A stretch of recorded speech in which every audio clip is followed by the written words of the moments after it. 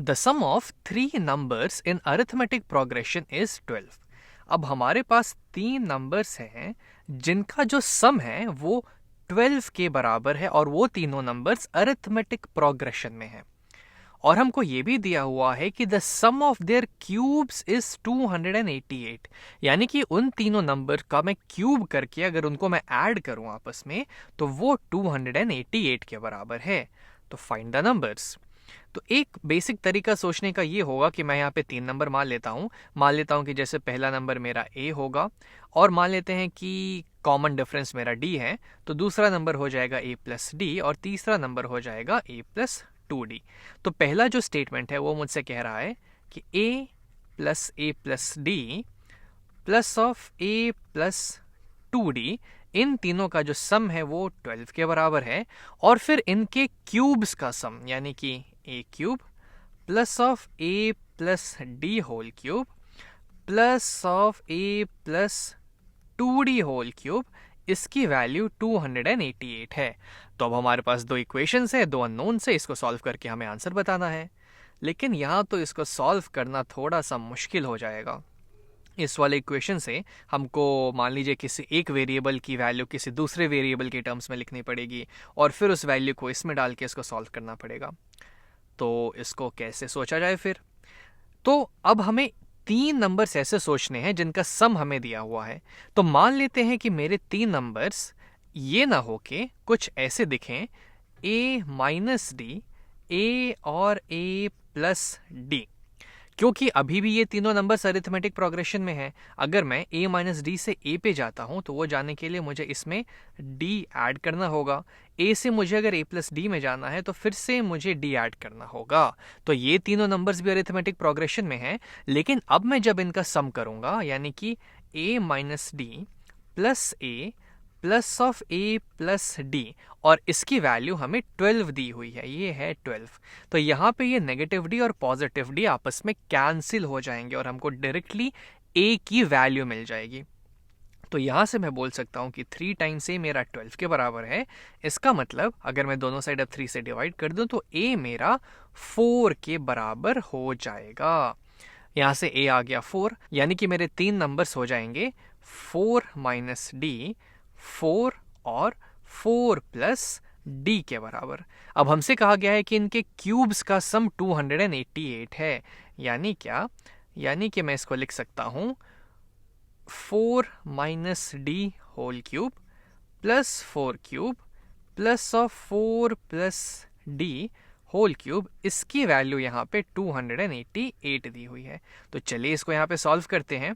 तो फिर ये हमें यहाँ से दे देगा, ये हो जाएगा a minus B whole cube और a minus B whole cube होता है a cube minus B cube minus 3ab times a minus B के बराबर। तो चलिए सारे वैल्यूज यहाँ पे डालते हैं। तो ये हो जाएगा मेरे पास 4 cube minus D cube minus 3 times 4 times D times 4 minus D के बराबर, इसका एक्सपेंशन हो गया। इसके बाद आता है ये 4 क्यूब, तो 4 क्यूब को मैं लिख सकता हूँ 4 टाइम्स 4 यानी कि ये हो जाएगा 64 और फिर यहाँ पे हमारे पास आ गया 4 प्लस डी होल क्यूब यानी कि ये है a plus B whole cube और इसकी वैल्यू होती है a cube plus B cube plus 3ab times a plus b के बराबर। तो उसको मैं यहाँ पे लिख देता हूँ plus 4 cube plus D cube plus 3 times 4 times d times 4 plus d के बराबर और ये इक्वल टू 288 है। अब यहाँ पे है नेगेटिव डी क्यूब, यहाँ पे है पॉजिटिव डी क्यूब, तो ये तो आपस में एक दूसरे को कैंसिल कर देंगे। तो चलिए इसको आगे हम थोड़ा सा सॉल्व करते हैं। तो यहाँ से हमें मिल जाएगा 4 क्यूब होता है 64, ये 64 और ये 64 मुझे मिलके दे देंगे 128। उसके बाद यहाँ पे आ जाएगा negative of 4 3 12 times D, negative of ये वाला टर्म यहाँ पे मुझे दे देगा negative of 12 times D times 4 minus D और ये टर्म यहाँ से हमें दे देगा positive of 12 D times 4 plus D और यहाँ पे एक और 4 क्यूब है तो उस 4 क्यूब को हम इसमें ऐड कर सकते थे, तो यहाँ पे हम इसमें भी और प्लस 4 क्यूब कर देते हैं।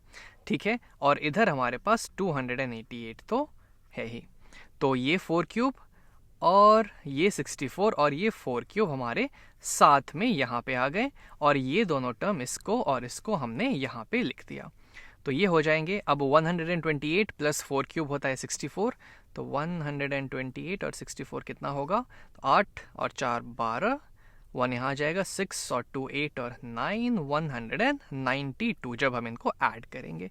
तो ये हो जाएगा 192 माइनस ऑफ 12d टाइम्स 4 हो जाएगा, 12 4 से 48, यानी कि 48d plus of 12d square. ये नेगेटिव टाइम्स नेगेटिव पॉजिटिव हो जाएंगे, और d टाइम्स d हो जाएगा d स्क्वायर। तो positive of 12d square plus of 12 4 से 48, 48d plus of 12d square, इसकी वैल्यू 288 आ जाएगी।